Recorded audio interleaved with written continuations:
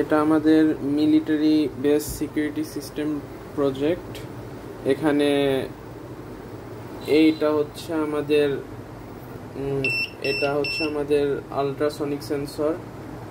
এটা মানে ফ্লাইং কোনো অবজেক্ট ডিটেক্ট করার জন্য এখানে রাখা হয়েছে।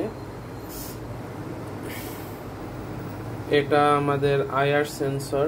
এটা কোনো আনঅথরাইজড অবজেক্ট যদি আসে তাহলে এটা ডিটেক্ট করা হয়। এটা আমাদের এলসিডি স্ক্রিন। এখানে যে কোনো আপডেট হলে মানে যে কোনো ডিটেকশন সেন্সর ডিটেক্ট হলে এখানে শো করে। যেমন আইআর সেন্সরে একটা গেট আসছিল, মানে আইআর সেন্সর দিয়ে একটা অবজেক্ট ডিটেক্ট হওয়ার পরে এখানে গেট অ্যাপ্রোচ লেখাটা আসছে। আর এটা আমাদের ESP32 পোর্ট। এখান থেকে সমস্ত সেন্সরগুলো কন্ট্রোল করা হয়। আর এটা আমাদের GSM মডিউল। এটা ESP32 ক্যামেরা।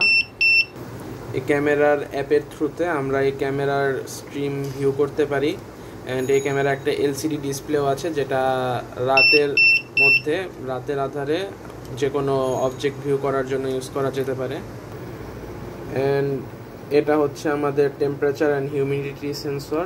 এখানে আমাদের এই যে LCD ডিসপ্লেতে টেম্পারেচার আর হিউমিডিটি শো হয়। অ্যান্ড এটা আমাদের এক্সেল শিট। এই এক্সেল শিটে যে কোনো ধরনের অবজেক্ট ডিটেক্ট হলে সেটার লগস এখানে আমাদের শো হয়। যেমন যদি অবজেক্ট ডিটেকশন দেই,